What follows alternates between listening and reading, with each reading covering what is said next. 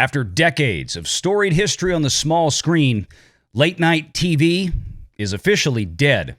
And that final nail in the coffin was driven in by the Writers Guild strike that started just yesterday. But the demise of this classic piece of Americana has been years in the making, with declining ratings and revenues across the board, and even one show reportedly losing nearly $20 million a year. It's no wonder it's going out of style. With so many other avenues for folks out there to get connected to celebrities, it's amazing that late-night TV made it this far. But then again, if a late-night TV show host falls in the woods and nobody's around to watch him, does anyone care?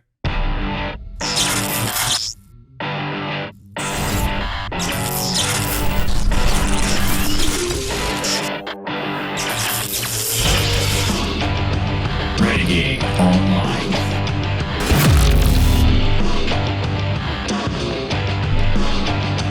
Well, folks, welcome back. Another great day here at Valiant Renegade. It's good to see everybody out there once again.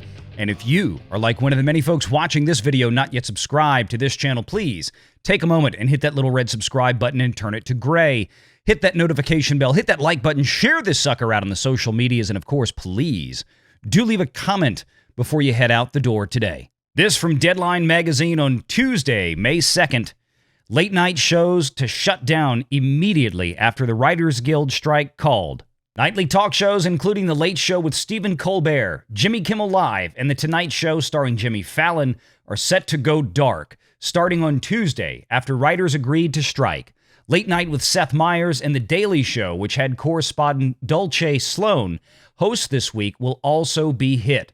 The Late Show, Jimmy Kimmel Live, The Tonight Show, and Late Night will officially be in reruns now, waiting on what Comedy Central will do with The Daily Show. Weekly shows like Saturday Night Live, Real Time with Bill Maher, and Last Week Tonight with John Oliver will be similarly impacted.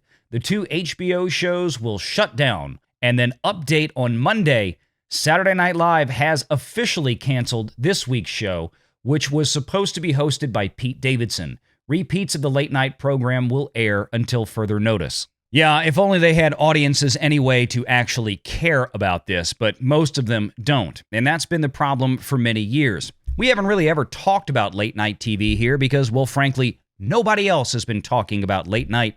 In fact, most of these late night hosts get more views on Twitter and YouTube with people talking about them, or more specifically, making fun of the stupid things they say, than the actual shows themselves. Now, things like The Tonight Show on NBC and Saturday Night Live, I think in the long run, certainly will be the ones most likely to survive. Their histories are the biggest and boldest. Saturday Night Live at this point has been around almost 50 years, and The Tonight Show has been around even far longer. Back at its peak, Johnny Carson was drawing in, according to historical metrics, somewhere close to, if you can believe it, almost 50 million viewers. That's incredible. But the shows these days, like the ones hosted with Jimmy Fallon, one of the long-range successors down the line from Johnny Carson, is pulling in audiences nowhere even remotely close to that. Not even 10% of that anymore on average. That's a big problem. The costs for these shows have continued to climb over the years with inflationary pressures.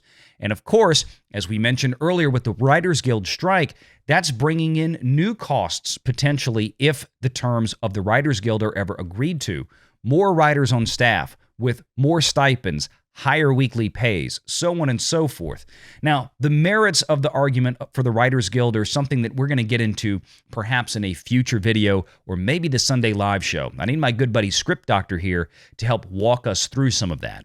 But pulling that out for a second, these shows were in a serious and precipitous decline for years leading up to this point. This only solidified a very easy out, in my opinion, for many of these networks like CBS, ABC, NBC, even HBO, to look at this and say, you know what? At a time like this, when our entire industry, along with many other industries, are making layoffs and budget cuts, this might just be the time to cancel these things once and for all if we can get out of these contracts. And even if they had to pay out these contracts to many people on staff, in the long range, it may actually save them more money. Because you see, one show in particular gave us a window into how bad things are. Well, if you weren't a fan of James Corden, no problem. It seems that nobody else was either. The Late Late Show was reportedly losing $20 million a year. James Corden said his final goodbye to The Late Late Show last Friday, April 28th, bringing an end to the long-running late-night talk show, which first began airing in January of 1995 with host Tom Snyder. And I'm sorry, Mr. Corden, with all due respect, you were no Tom Snyder. However, according to sources cited by Los Angeles Magazine from an article published about a week ago now, the Corden-fronted show was losing CBS, that'd be Paramount, folks, as much as $20 million a year. The report states that The Late Late Show cost the network between $60 and $65 million a year to produce, but was netting less than $45 million. Now, I need to stop for a minute and inject a little accounting education here. The language used in this article, quite frankly, is misleading because I just don't think they know what they're talking about. That language was copied and pasted over from the Los Angeles publication article that they referenced in this one. The problem is they didn't net $45 million. If they had netted $45 million, that would have been a great win for a show like this.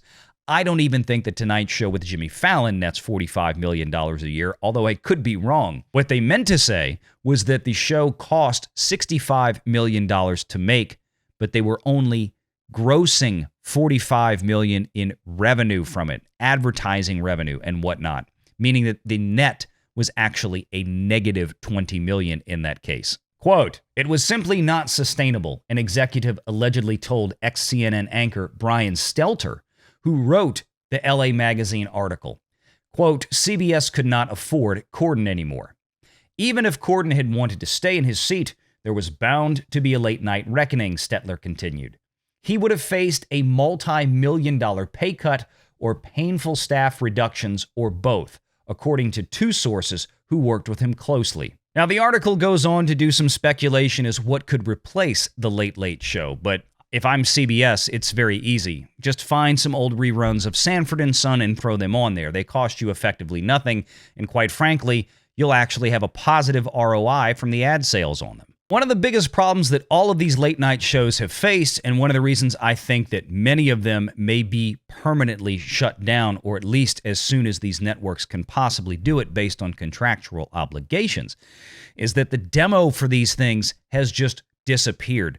And that means the core audience, the ones that advertisers really want, and that is the 25 to 55 demo. They're going to places like Twitter, Facebook, Instagram, YouTube, Rumble, Odyssey, you name it. There are a multitude of other alternative media delivery sources out there for this demographic to latch onto. You don't have to wait to see your favorite celebrity go on The Tonight Show with Jimmy Fallon for several days.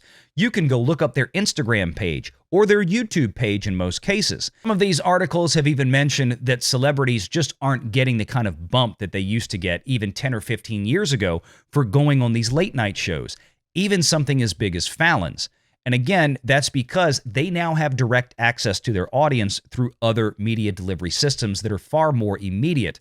And this has become a big problem because that was always the one thing that the late night shows had. It gave American audiences the only outlet to connect to a celebrity outside of a scripted film or piece of television. So that's it. Late night TV is gone, at least for now.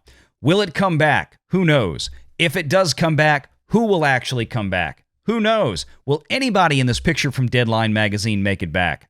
Who knows? And the biggest problem with all of these late night TV shows is they're all the same. If you see one, you see them all. And quite frankly, if they were to come back on the air, it'd be all too easy to replace every single member of the writing staff on every show with artificial intelligence. And I seriously doubt, based on what I've seen recently with these late night shows, that whatever small audiences they have left could even possibly tell the difference between a real writer and AI. And let's be quite honest, with nothing but a bunch of leftist political ranting that is done on these shows anymore, this is why nobody is watching it by and large as well, and I don't think anybody is going to miss that. And certainly, you can blame many of the writers for that type of genre that's on these shows nowadays. People just don't want to watch it on late-night TV, just like they don't want to see it in their Disney programming or any of the type of escapist movies that they want to go see in theaters. The box office and the Nielsen ratings bear it out. And think of all the writing jobs that will be lost now with the death of late-night TV. Meanwhile, the Writers Guild is going after higher residuals from places like Netflix. And it kind of makes you wonder if Netflix will ever publish data again like they did with Squid Game, claiming that that show had an implied value for Netflix of somewhere close to $1 billion based on the viewership. Bet they're not going to put those numbers out again. Till next time, let me know what your thoughts are in the comments below about late-night TV. You still watching things like SNL or Tonight Show or, God forbid, even Jimmy Kimmel? Love to hear from you and your thoughts. Make sure you catch us on the Sunday Live show. And until next time, take care.